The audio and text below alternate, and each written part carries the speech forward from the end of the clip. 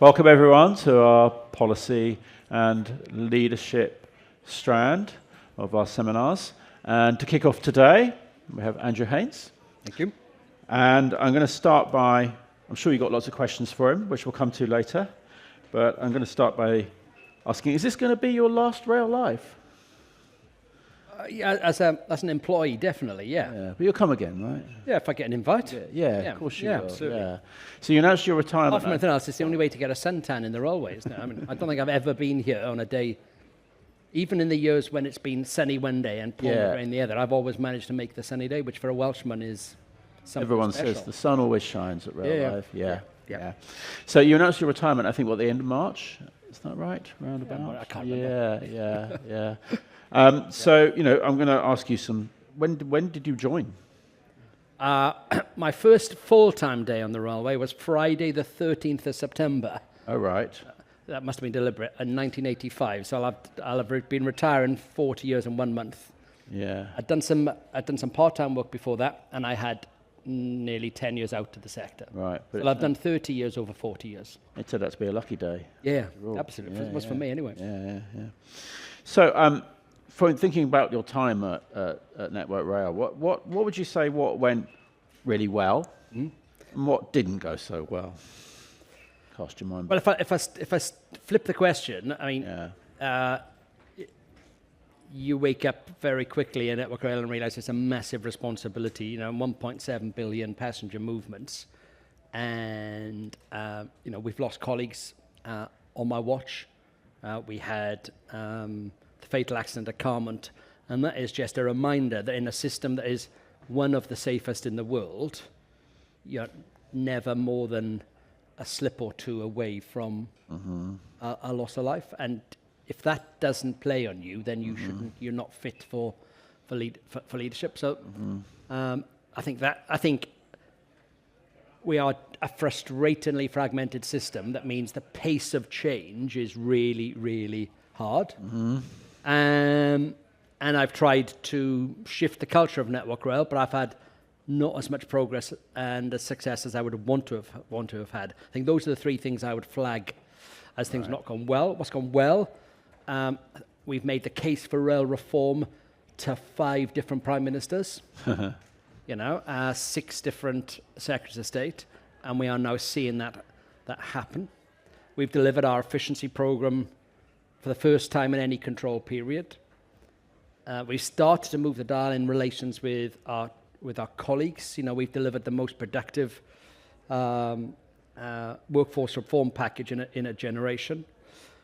On the safety side, we've had the longest period in the history of the railway without a worker fatality, or indeed an accidental level crossing fatality. So, loads of things we can press there. When I think about the TRU program and where it is now compared to when I started, there's loads you can be proud of. Yeah, huge. Yeah. So, in terms of performance, where have the gains been made? What's improved in terms for the passengers? Well, look, if you look at asset reliability, it is phenomenally better than it was 15 years ago. And that indeed was better than it was 30 years ago. And so what we see is the basic asset is now much more reliable. But the operating plan is still crap. And, that's why performance doesn't move. If you look, the current measure of the flavour of the month is time to 3 at every station. And that has operated in a band of between, if you take out the COVID years, which are really anomalous, it's operating a band of 1.5% over the last 10 years. That tells you it's not the incident, it's not the asset, it's the plan that actually is configured to deliver to that margin. And one of the benefits we'll get from rail reform is being able to address that base plan. Right. In a way that, because we ask Britain's railways to do a lot, probably more than any other railway in the world in terms of, 1 to 5 mile an hour running trains, very wide variety of freight, commuter traffic, regional services, all on the same network, in a way that very few other railways in the world do. Yeah. And we do it on a suboptimal plan, and then we wonder why we've never found the magic bullet. The network's getting crowded, right? The network's getting crowded. The network's getting crowded, so that's why the plan is even more important. Yeah. And the absence of the plan means very often we've lost some of that operating discipline as well. You've got to keep on top of the assets. But unless you've got the right base plan, forget it. I've seen that myself as a train operator. I've seen it as in Network Rail. And we've seen it where the plan works really well as well. And guess what? Where you've got a good plan, passengers love it. If you look at Anglia, where they've got a really good base plan, Greater Anglia, their levels of passenger satisfaction are exceptional. I think they're the only London and South East talk to have exceeded pre-COVID passenger levels. It pays, it works. There's pride in the system, but we haven't addressed that as an industry. So looking forward to reform, what have been the good things or the advantages of the Network Rail arrangement that have gone well that we should try and keep? Yeah. And what are the disadvantages that maybe we'll be pleased to see? I would say 2 or 3 really strong advantages we must keep. One is a regular infrastructure settlement. I joined a railway system that was on annual budgets that were in perpetual decline. And engineers did a fabulous job in stringing things together, but they had to make lots of suboptimal decisions because there simply wasn't the money, and they didn't know from one year from the next what the money would be. So the preservation of a settlement, it's never as much as we want, but there are in fact, there's nobody that I can think of in the public sector that gets a 5-year guarantee of the funding level, and that is such an important gift. I think secondly, we've got exceptional technical leadership. We've built technical skills that you can't run a railway on, however good the plan, if your assets are unreliable, you can't deliver on that. And so doing that, particularly if we're going to harness new technology, if we're going to respond to climate change, then having that technical leadership is really, really, really important. The third thing is, a lot of people don't realise Network Rail does a lot more than just maintain track. We are the first or second largest landowner in Britain. We run the 4th largest mobile network operator. We've got the 5th largest road fleet in Britain. We have, I think only the National Trust and the Church of England have more listed buildings than we do. We've got and actually a lot of that goes on, and so we were the 5th largest house builder last year in Britain. And so there's a whole plethora of fabulous work that goes on that nobody gets to see. And I think that's going to be a bit of a shock to those people who maybe get a look inside. Right. Do you ask me what wasn't working well? Or Yeah. I mean, what disadvantages did these arrangements have that maybe good to see the back of? Some profound ones, which is you are not incentivized to think about the customer. You literally don't have visibility of the system P&L. Only after COVID were we even allowed to see what passenger revenue meant. So the system decisions we take, when people say, Network Rail doesn't think about the customer or invest in the wrong things, the system tells us to do that. We're regulated in a way that does that. And that's not criticism of the regulator, that's this arbitrary settlement. Right. And that really matters in the railway, because the railway is one of the key characteristics of the network, of the railway that matters is it is a network. And that network means that track and train have to work closely together if you're going to squeeze value and benefit out of it. So that lack of line of sight to the customer meant very often we think asset or technical or safety. And the inability to see a whole P&L means we don't necessarily invest in the right places. If you look at how many line speed improvements there have been in Network Rail's tenure, hardly any, because there's no incentive for Network Rail to do that. There may be a fabulous industry business case, but we've not shared that data and created the incentive for it. Right. And GBR can fix those things very, very easily. Right. GBR can fix those things how? Because it's one organisation. Yeah, because you've got a single P&L, you've got a single leadership, and it's not weighed down by the burden of contracts. Look, when the railway was privatised with the Railways Act 1993, it was that design had come at the low point of passenger usage after 70 years of decline. From the 1920s, when the growth of the motor car, the growth of motorways, railway patronage, almost continuous decline apart from the war. Just at that time, the railways get reconfigured, and suddenly what happens is the economy of Britain starts to grow.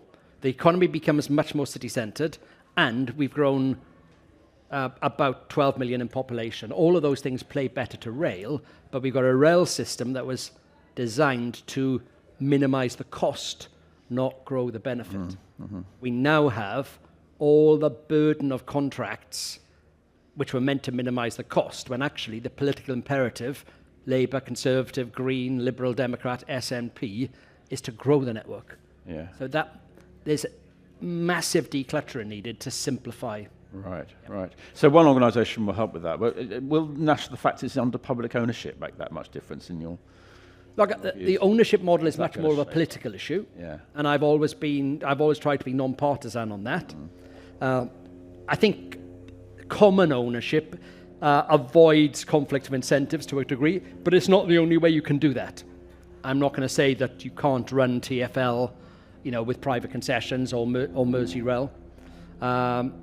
For me, ownership is a much more of a secondary issue.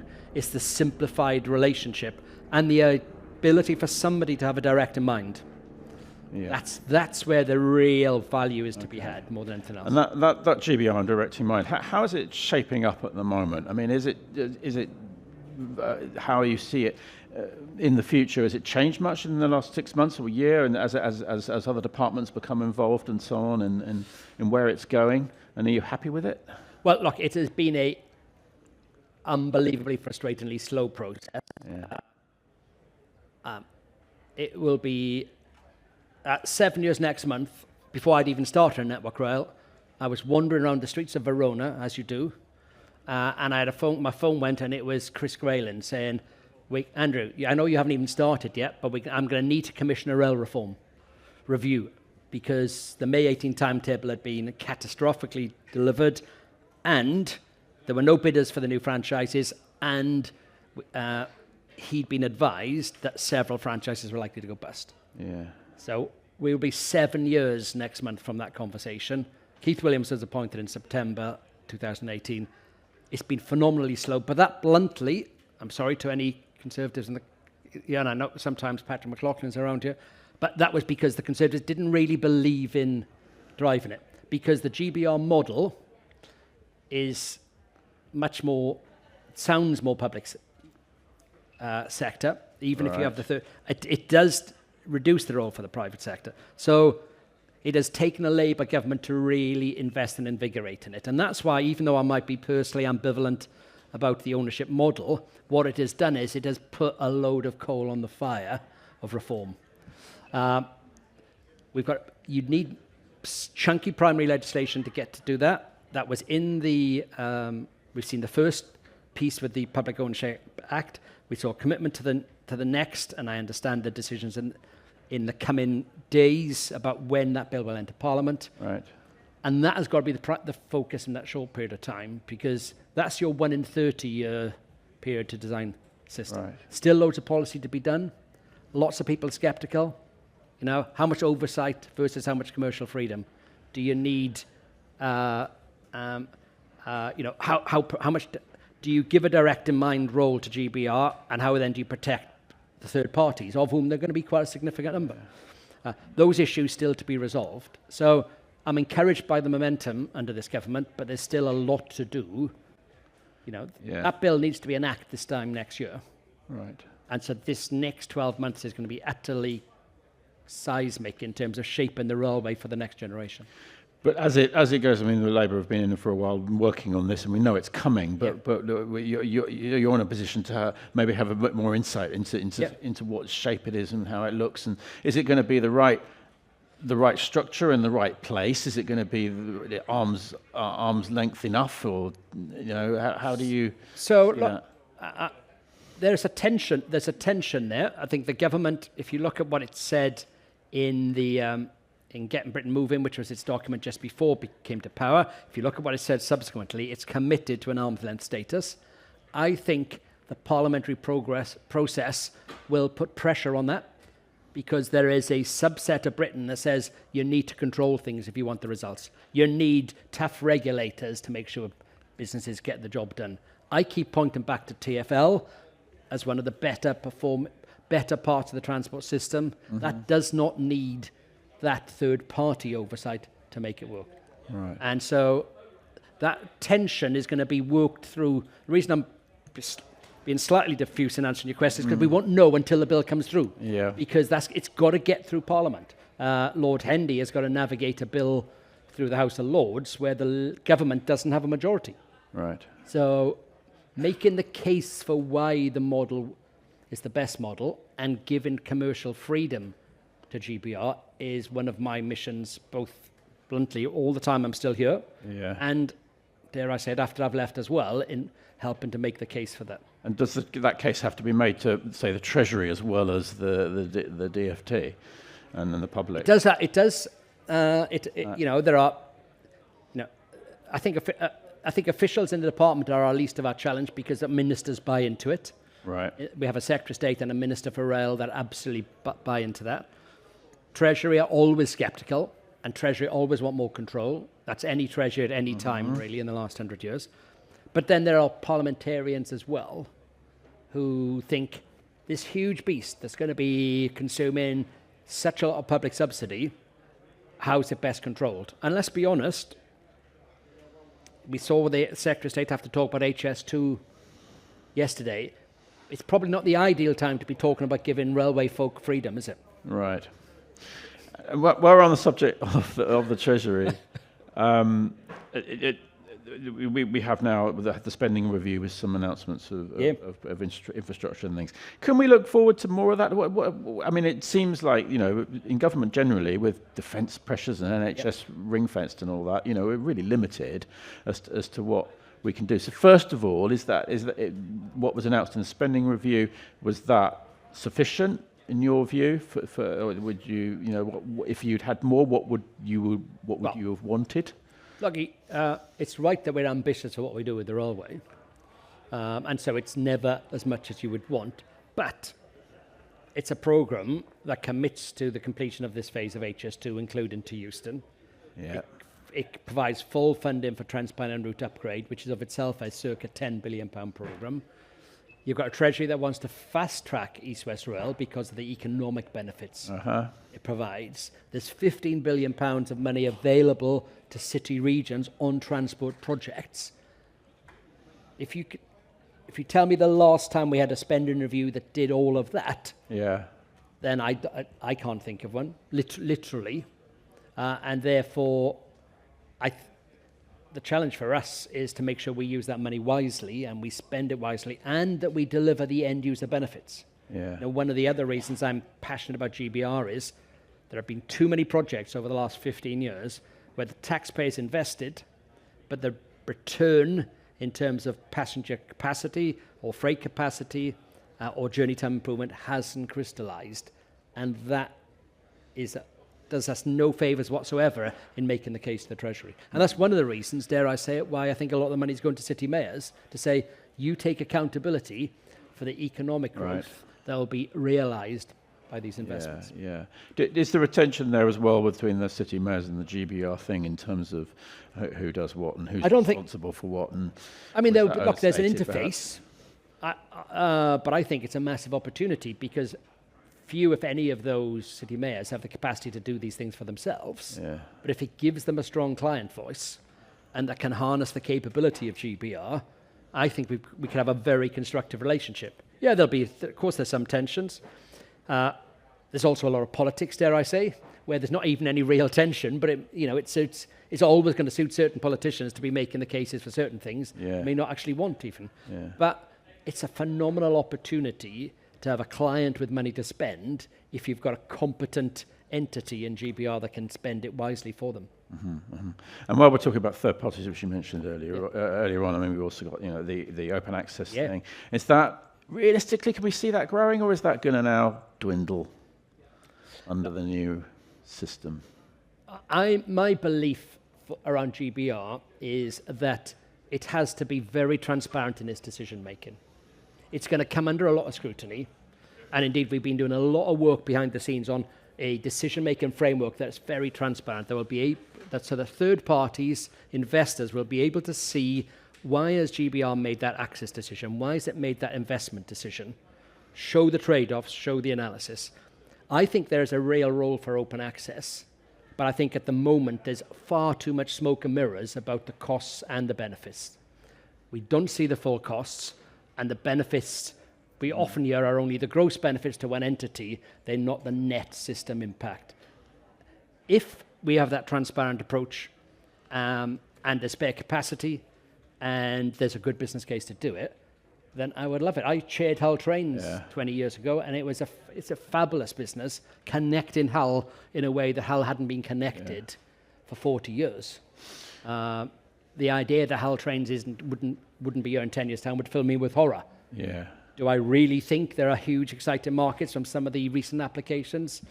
Well, I'd love to see the level of actual abstraction, you know. Okay. And I think some of those will not pass the common sense test. Yeah. They're nice try-ons, but you know, I'm not going to name which are which. But there's some real gems in open access, and there are some people looking to play games with the market. Yeah. You can be transparent, but you can also raise the bar and make it more difficult, make the criteria more difficult for people to win those.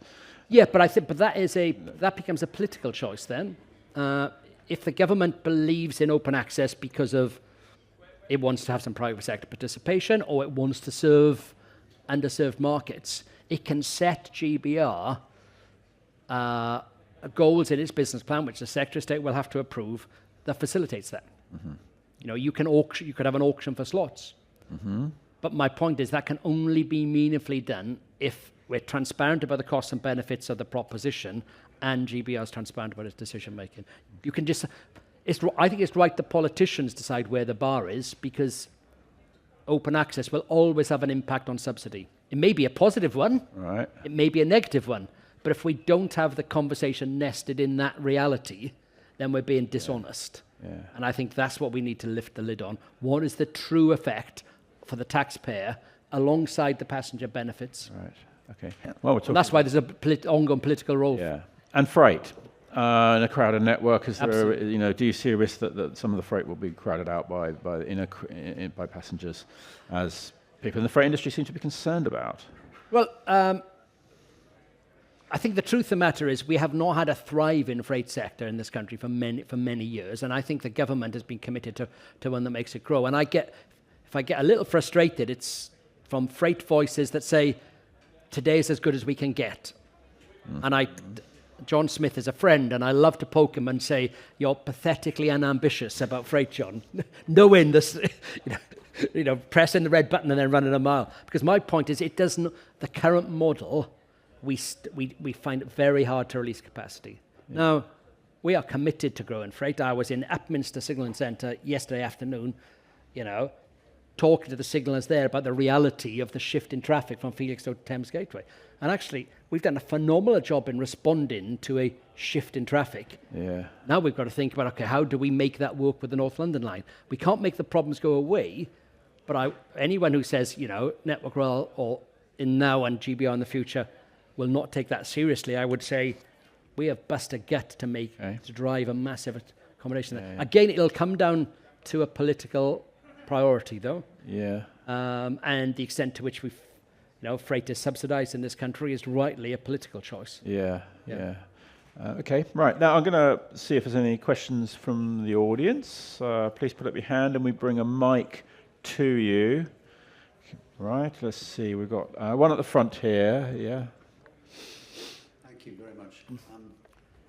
Good morning. Hi, Rupert.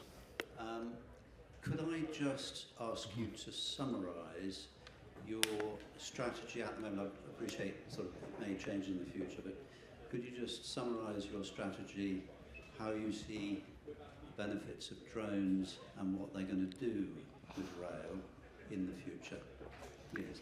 Yeah. So we are in the process of letting a contract on infrastructure management. And what we're saying is that drones need to be an integral part of that overall system, because at the moment, I think we are constrained in our drone use by several things. First of all, by the fact we don't use them in integrated fashion, so we use them incrementally. Secondly, by the constraints, and we have at last, after immense effort, managed to get approval for beyond visual line of sight for one operator, and we're doing good work with the BTP as well. But the third is also there are technology limitations as well. You'll be aware of that payload. And we're saying, actually, to really move the dial on that, we need regulatory support to use them. I believe, and Rupert and I first met when I was running the CAA, and I believe as a country we've massively missed a trick with drones by the way that we've developed drone policy. And I pitched to the Department for Transport when I was at the CAA about being the drone capital of the world in a regulatory regime. But what we now find is it takes 290 days to get an approval. You know, it's painful. But because of that, we've been too incremental. I think they have a huge role. We're talking to the BTP on things like trespass, but what we're also doing is saying we've got to make sure they're used for good. We get the railway with geofencing. I think is an ideal route for drones, because you can, geofencing is sufficiently accurate to keep them to fly over the railway. You're talking about payload, but a lot of this is just monitoring and seeing what's going on in terms of people and that needs doing and so on. Yes, but you can't go. The issue is you can't go even with beyond visual line of sight. You can't go very far. No. At the moment with battery power and things, which is why they need for the next 3 to 5 years they need to be nested in our overall infrastructure. Okay. So, and if you're not connected to one of those bidders, I would encourage you, Rupert and Bridgeway, to get connected to the potential bidders for an integrated solution to infrastructure monitoring. That is the key to make it happen, I think. Thank you very much. Yeah, it's all about the data. Yeah. At the end of the day. Yeah. That's the point. It's how you feed it in. Correct. Yeah. Three-dimensional data. Yeah. Drones are fairly inexpensive technology, they are, I guess. So are there any others like that you think, in the future, we should be doing more of this or that? Maybe it's here. Well, look, we had a good half an hour with Siemens and just looking at, their electrification technology here at the moment for how you can make discontinuous electrification much more affordable through the kit they're actually using. The Porterbrook has funded to fund the Long Marston test track. Okay. Which we had a discussion on that yesterday. But we were also talking about more affordable methods of ETCS that would not be required to replace every interlocking. Digitalization and electrification of various sorts. Okay. But they've got to be. Too much of digitalization historically has been transformational. That's come with a transformational price tag, which just means you then wait in the queue. Right. The issue is, how do you mobilize some of those things in an affordable way? Yeah. And I think that's what I found very interesting about. So how do you? By modularizing and not having to say you have to start from scratch. Right. The big challenge we've got with ETCS at the moment is, setting aside the fleet fitment dynamics, which are just so perverse in this country compared to the rest of Europe, the upfront costs are eye-watering, and therefore it limits the amount we're doing. Okay. Yep. Right. Another question, I think. This gentleman here had his hand up last time. Good morning.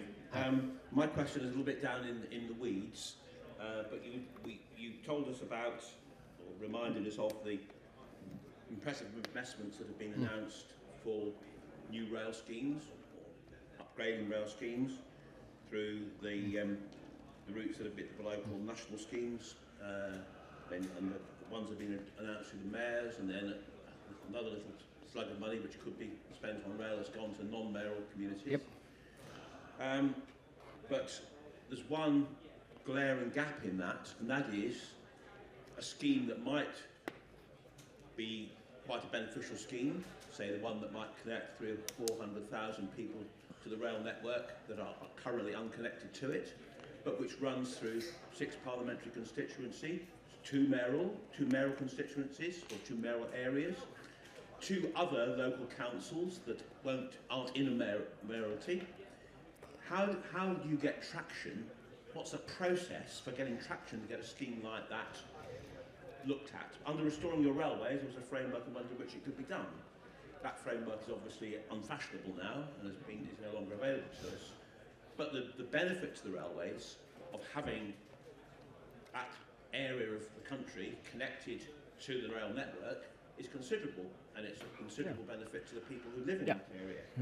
always wondered, under the GBR setup, and then on Network Rail had the responsibility for advising and proposing upgrades to the network as a whole rather than for individual schemes.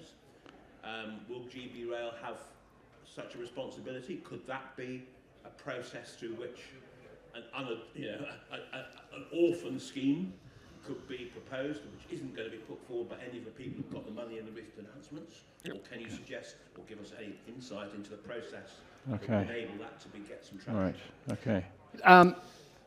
Look, it's a question that many people ask, because there is a vastly bigger appetite for rail investment than there has been capital funding at any time, really, in our history. Since people learned the lesson of the 19th century, which is a good way to lose money is to build railways.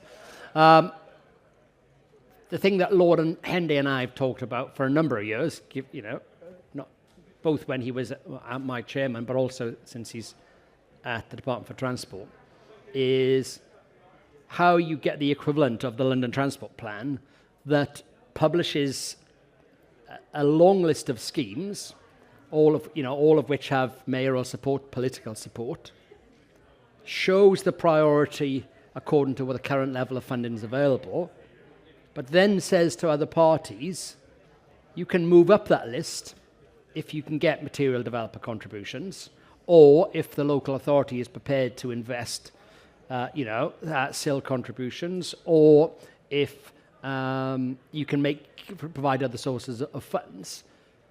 But what you do is you're transparent about where in that rational list you are. And that list has to be owned by government for the very reason that it's not all down to the pure financial business case. And we contributed to the changes in the Green Book, which were announced last week as part of the spending review. Because one of the things the railway just isn't good enough at is getting other contributions from everybody else. And the idea that the taxpayer should fund from the transport budget all these other benefits has meant that we haven't had everything we might otherwise have had. Right. And I think that is a much more appropriate way of dealing with it than the Restoring Your Railways scheme, which was actually just bluntly was funding development work on things which had no prospect of ever getting built, because on that rational list, the funding of them was never going to be available. Right. Okay. Running out of time a bit, but hopefully time for one more. Yes, the lady in the middle there, I think. So. Thank you. And just to build on the last question, actually, sort of looking more broadly, what do you think the opportunities are going for GBR to contribute sort of to the financial, social, and economic future and growth of the country? Well, look, I think the reason we've got a railway that is creaking at the seams again, and the reason the Elizabeth line is such a phenomenal success, and the reason in parts of the country we are ahead of pre-COVID levels, is because what the railway does well. And the railway is a very expensive way of connecting remote communities. I'm not going to pretend that I'm here believing that the railway is the answer to every solution. And you have very small rural communities who want to be connected. The railway is almost always not the right answer to that, because of the heavy infrastructure, because of the consequential safety costs, because of the disruption, the environmental footprint. But the railway has phenomenal value to add when it comes to moving significant numbers of people into areas of significant agglomeration, be that industry and freight, or be that population and city centre activity. And we are barely scratching the surface of that. And that's why the city mayors are so keen to do rail infrastructure schemes.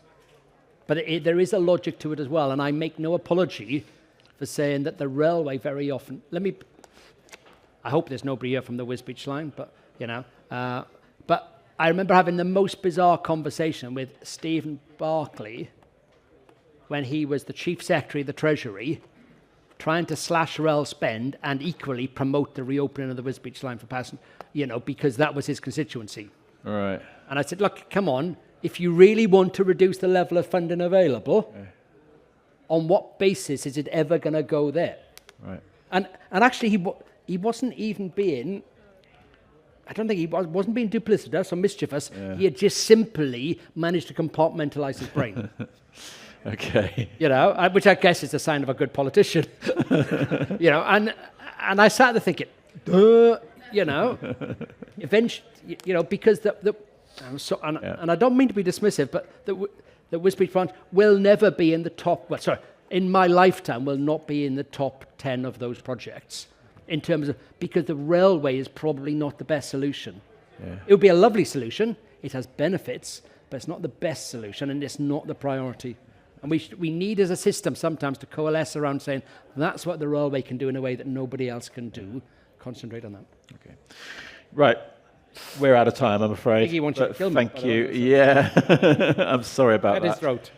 Sorry, folks. That was really good. We could have carried on a lot longer, I'm sure. Happy to have conversations. Your role is fascinating, and experience is Thank you. is fascinating. So thanks very much, everyone. If we just hear it for Andrew.